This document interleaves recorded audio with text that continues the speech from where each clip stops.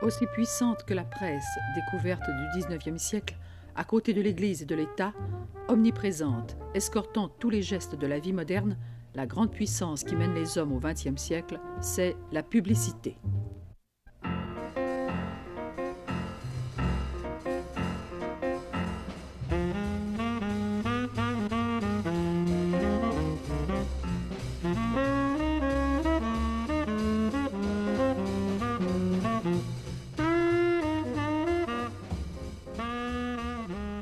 Partout dans la rue, accrochée au building, crevant la nuit, maquillant les façades, elle nous guette, attrape l'œil, morcelle notre attention.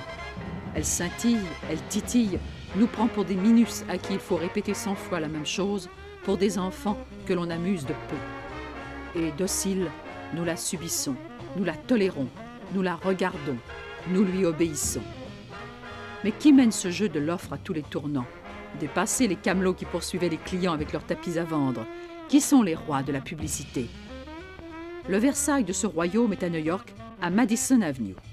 Les grandes agences de publicité américaines, anglaises ou canadiennes y ont toutes leurs sièges.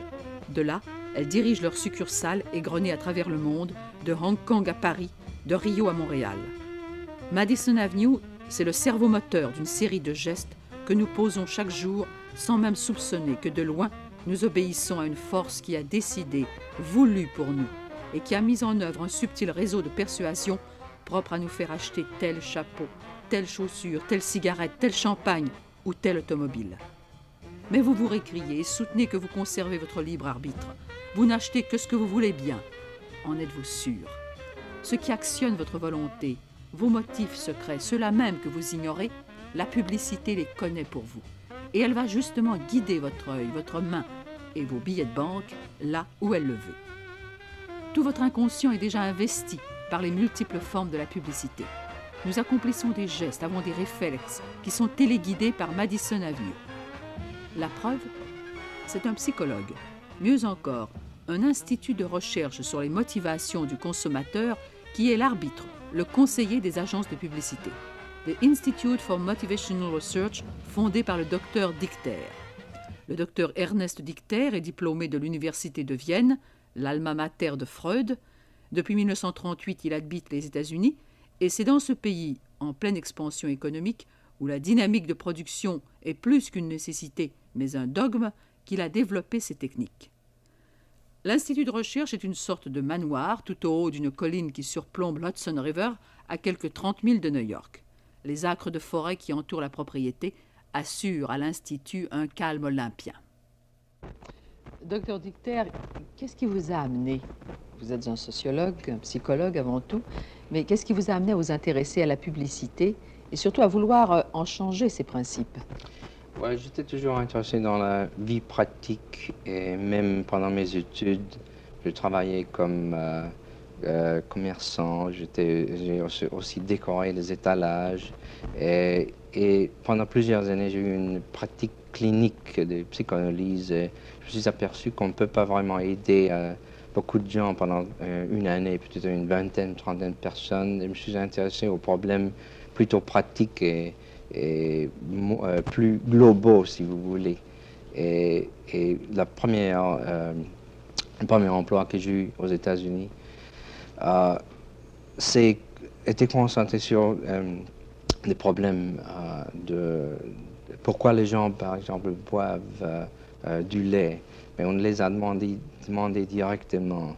Et de mon expérience clinique, je savais très bien que si on demande aux gens directement pourquoi ils font quelque chose, on ne peut pas recevoir des réponses croyables, des réponses relevantes. En somme, vous croyez qu'une interview directe, la façon de poser une question aux gens, n'amène pas nécessairement des réponses véridiques?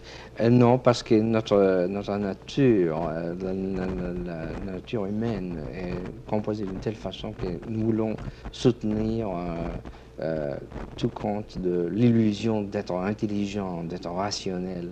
Donc si quelqu'un nous demande pourquoi est-ce que nous avons marié notre femme, nous cherchons frénétiquement à trouver une raison intellectuelle et rationnelle, tandis qu'en vérité, probablement, c'est une raison émotionnelle.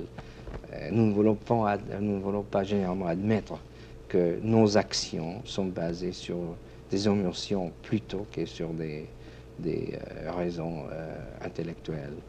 Et vous, vous êtes persuadé, comme je crois tous ceux qui font de la psychologie, que ce qui mène l'homme, c'est en fait, ce sont ses émotions.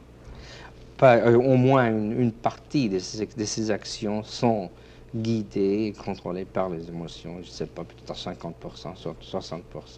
Et moi, je trouve personnellement que c'est irrationnel de ne pas accepter la réalité de la nature humaine, la réalité étant composée au moins à moitié d'une façon irrationnelle. C'est sur cette moitié irrationnelle, cette partie de nous-mêmes qui échappe à la raison, à l'éducation, aux habitudes, que vont travailler les techniciens du docteur Dichter.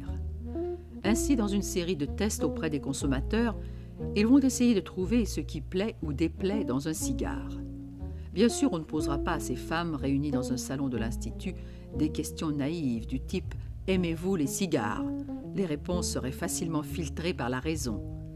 Mais si l'on pose des questions indirectes sur les odeurs qui nous plaisent ou nous déplaisent, ce qu'elles évoquent, sur nos premières impressions de fumeurs, sur tout ce que suggère en nous telle forme ou telle substance, alors, par le libre jeu d'association des images, le psychologue saura pourquoi beaucoup de femmes empêchent leur mari de fumer le cigare. À l'Institut du docteur Dichter, on utilise aussi la méthode du faux miroir pour surveiller l'essai de différents produits. Un cobaye essaie devant ce miroir un nouveau type de cigare.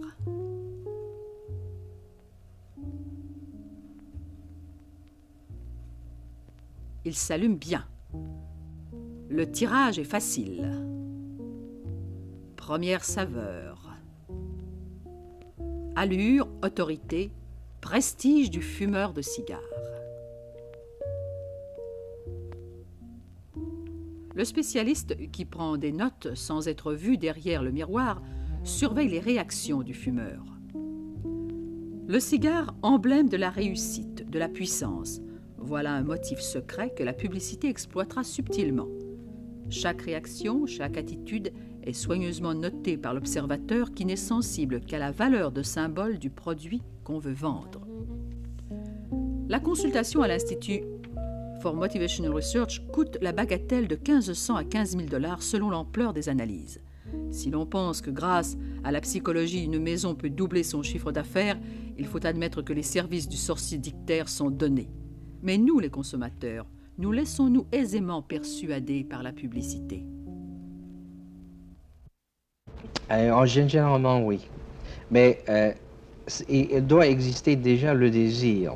C'est comme dans l'hypnose, on ne peut vraiment pas convaincre, persuader des gens à faire des choses qu'ils ne veulent pas faire profondément.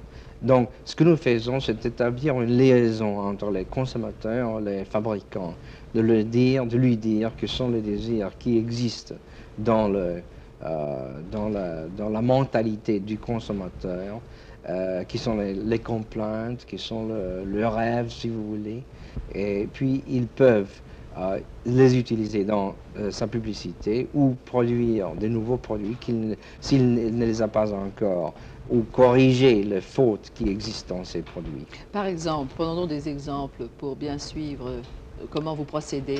Un marchand de voitures vient vous voir.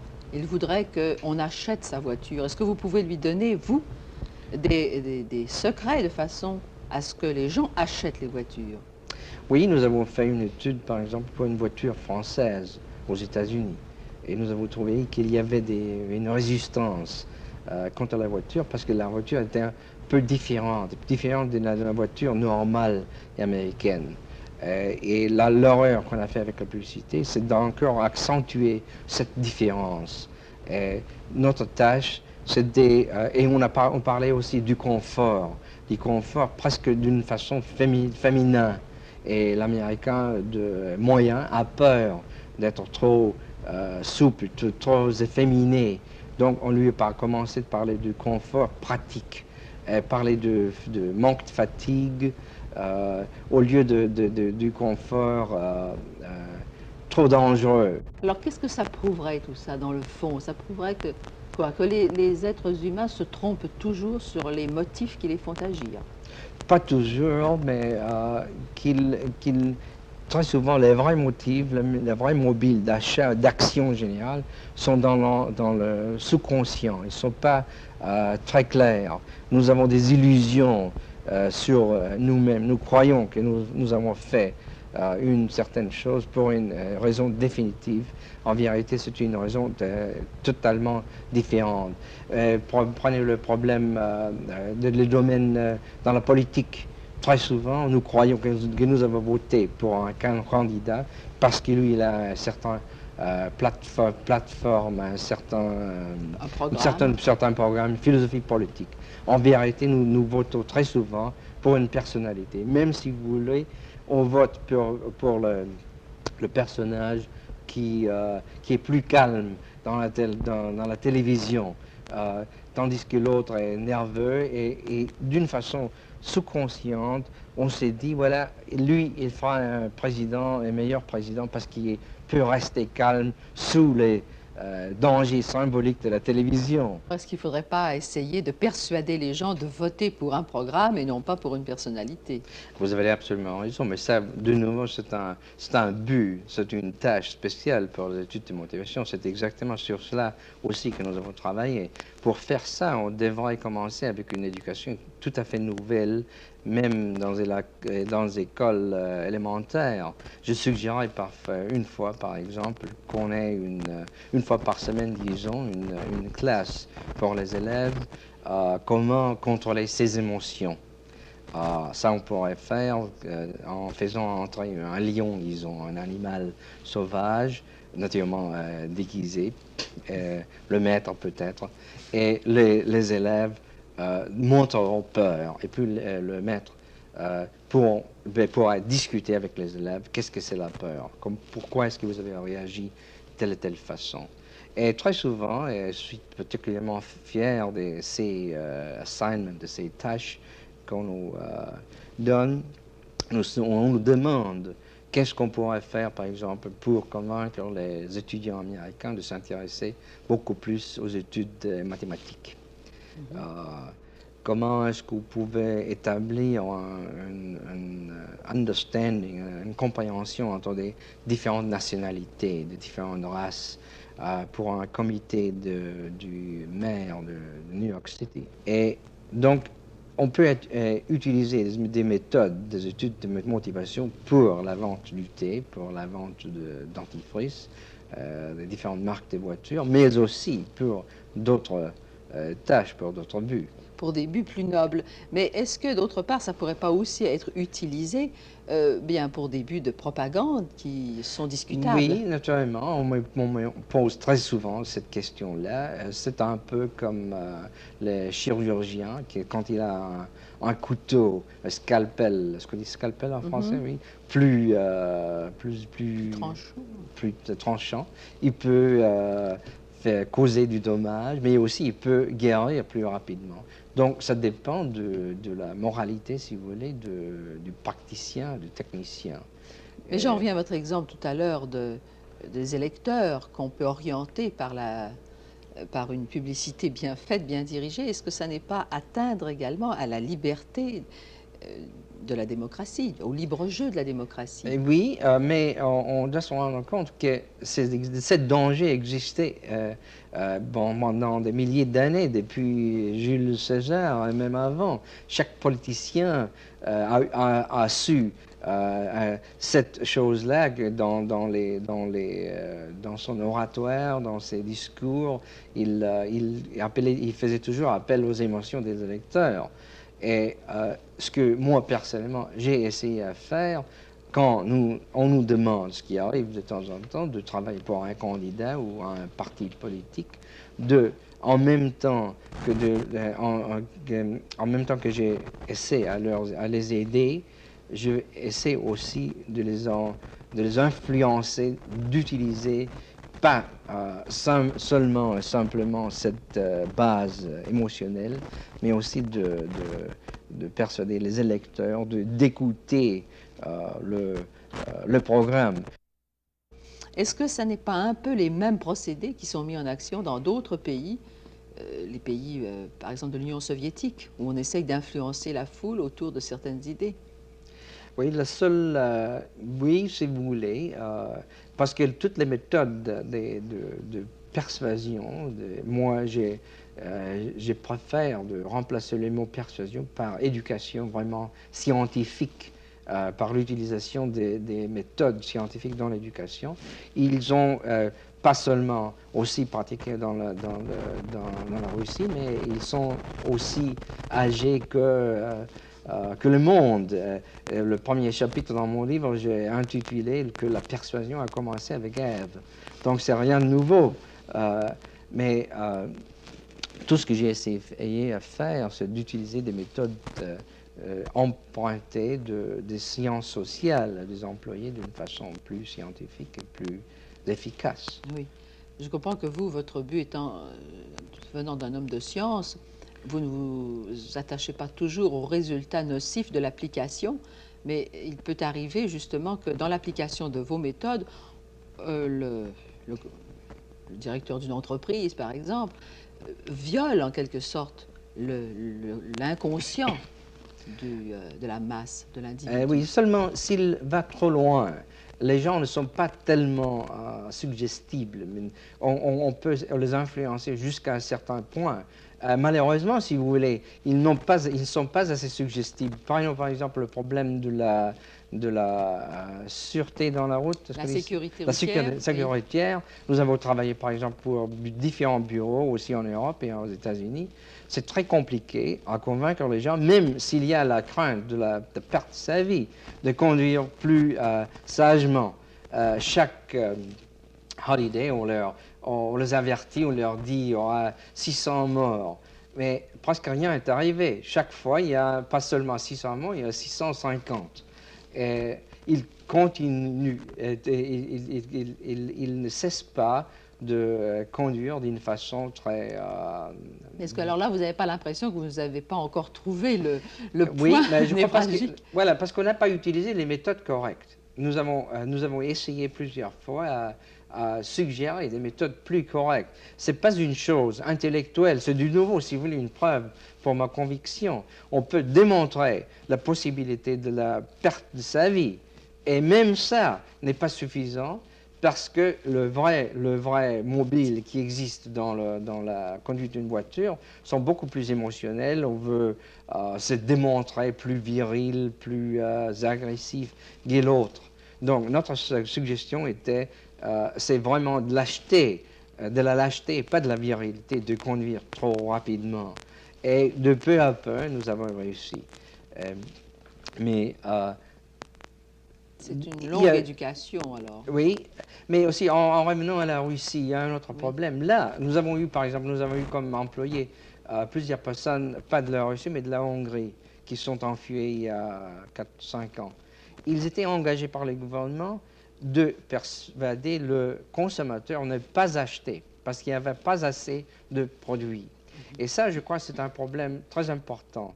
J'étais accusé et attaqué pour une raison différente, que je aide, que je persuade, que je force le consommateur de demander de plus en plus, de ne pas être satisfait. Oui. Et ma réponse à ça, absolument, vous avez absolument raison. Mais comme défense de cette attitude, je peux introduire la philosophie suivante. Ce qui est nécessaire dans la vie moderne, ce n'est pas être presque jamais content. On peut être heureux, mais pas content. Quand on est content, c'est la fin. Moi, je parle des mécontentements constructifs, créatifs, si vous voulez. Et moi, je suis convaincu que voilà le problème de moralité, d'utiliser des méthodes de persuasion, des études de motivation, de pousser les gens, de se développer, d'utiliser toutes leurs potentialités. Dans un cas pratique, si on me demande, si une compagnie par exemple me demande, est-ce que nous devrons développer des produits nouveaux ou rester avec les produits que nous avons jusqu'à présent. Moi, je donne toujours le conseil, si c'est d'accord avec la situation économique et le désir du consommateur, de développer, d'agrandir, de développer des produits nouveaux. C'est un problème qui existe d'ailleurs en Australie, aussi en France. Nous avons fait une étude en France il n'y a pas très longtemps. Une compagnie chimique a développé une méthode, un produit nouveau pour comme un herbicide, est-ce que l'herbicide, Oui. qui était beaucoup plus efficace qu'on avait avant. Les commerçants français l'ont rejeté, l'ont refusé parce qu'ils ne voulaient pas avoir le problème de choix additionnel, à avoir à vendre un produit additionnel. Ils étaient convaincus que c'était meilleur. Mais c'était toujours le même conflit. C'était plus commode pour lui de ne pas avoir tant de choix. Et notre conseil était de se persuader, si vous voulez, d'analyser le commerçant français, d'être poussé vers le progrès. Mais est-ce que, le plus souvent, vous ne persuadez pas les gens, justement, de satisfaire des besoins d'ordre matériel? On a l'impression que les êtres humains, au lieu d'être plus heureux par tout ce développement, par ce stimulant que vous leur apportez, seraient au contraire peut-être plus malheureux. Vous avez absolument raison. Mais ça, de nouveau, il y a plusieurs étapes. Je crois que c'est dans les États-Unis et peut-être dans la Suisse et plusieurs autres pays occidentaux, le Canada aussi, c'est les premiers pays où on est arrivé à un stage où la plupart des besoins matériels sont satisfaits. Et ce qu'on peut observer, que presque automatiquement, les gens découvrent d'abord qu'ils ne sont pas vraiment heureux et ils découvrent leur âme. J'appelle ça la nécessité de satisfaire le inner Jones, le Jones de l'intérieur, au lieu de faire concurrence avec le Jones de l'extérieur. Mais vous croyez que l'on peut passer assez facilement de ces désirs d'ordre matériel à des désirs plus spirituels? Est-ce que vous pensez? Je crois que quand on a satisfait le désir matériel, on est plus prêt à écouter les buts spirituels. Et moi, personnellement, j'ai essayé très souvent à accepter des tâches qui sont dirigées vers la direction de la découverte des buts spirituels. Mais est-ce qu'on n'observe pas, enfin l'histoire actuelle ne nous montre pas que c'est justement le contraire. Je pense à des peuples assez primitifs qui se satisfaisaient d'assez peu, je pense à l'Inde par exemple, à qui maintenant on apporte de nouveaux désirs d'ordre matériel, qui réussissaient avec des désirs d'ordre spirituel à se contenter de très peu parce que leur pays était très pauvre et parce qu'ils n'avaient peut-être pas d'autres moyens. Et maintenant, la publicité occidentale leur apporte des désirs d'ordre matériel qui les rendent cette fois insatisfaits. Voilà, c'est un problème assez compliqué. La vraie richesse d'un pays, c'est le désir du consommateur. Je sais que ça donne l'air d'être très immoral, mais c'est absolument vrai. Si les gens ne désirent rien, ils ne travaillent pas. S'ils ne travaillent pas, il n'y a pas assez l'économie d'un pays n'est pas assez vivante, n'est pas suffisante. Donc, on doit d'abord éveiller le désir des gens. Et puis, quand des produits doivent être faits pour satisfaire ces besoins éveillés. Et quand on est arrivé à cette étape-là, à ce temps-là, il est nécessaire de pousser encore plus loin et de persuader les gens de s'intéresser au but spirituel, ce que je crois qui est arrivé aux États-Unis et plusieurs autres pays. Il y a beaucoup plus de culture de masse en ce moment qu'il y avait il y a 30 ans ou 50 ans. Il y avait de l'art, il y avait de la littérature, mais c'était concentré sur un groupe assez étroit. Et nous avons fait beaucoup d'études ici où on a utilisé des méthodes de publicité, pas seulement pour vendre des voitures, mais aussi pour vendre un cours d'éducation dans l'art, disons, des voyages. D'ailleurs, la séparation entre le matérialisme et le spiritualisme n'est pas tellement claire. Non, si je voyage, est-ce que c'est une chose matérielle ou est-ce que c'est une chose idéal, intellectuel. Si j'achète des livres, je peux acheter des peintures pour influencer ou pas influencer, impressionner mes voisins. Dans ce cas-là, même si ce sont des peintures merveilleuses, moi personnellement, je crois que c'est une chose immorale. Ce n'est pas de la vraie culture. Je veux créer de l'envie. Je veux me vanter. Et quand même, la peinture, c'est normalement considéré comme une chose très noble. Je peux acheter des livres, je peux même lire des livres, simplement pour impressionner mes amis à la cocktail party. Et ça, de nouveau, ce n'est pas de la vraie culture. Et donc, on doit faire cette division correcte entre la culture qui est une culture de l'âme, qui est une culture de soi-même, une culture secrète, si vous voulez, une culture qui est démontrée, qui est faite publique. Et la même chose s'applique aussi à la religion. Et les premiers disciples de Jésus, et Jésus lui-même a démontré, a discuté que de démontrer sa religion, c'est déjà de l'athéisme. Si on peut être religieux, on doit être religieux d'une façon calme, d'une façon intérieure. Donc, moi, comme moralité personnelle, je me demande toujours, quand on me pose une question, c'est correct, je suis payé pour la solution de ces tâches-là. Si la solution de ces tâches va amener simplement une acquisition d'un produit non important qui est acheté simplement pour impressionner les amis, les voisins, ou si c'est un produit qui est acheté pour se développer, découvrir une nouvelle côté de sa personnalité. Dans ce cas-là, je ne les considère pas comme une acquisition matérielle. De la même façon, si ça aide à développer la personnalité humaine, à développer toutes les potentialités qui existent, je considère aussi ça une tâche morale. Et c'est une moralité personnelle que j'ai développée.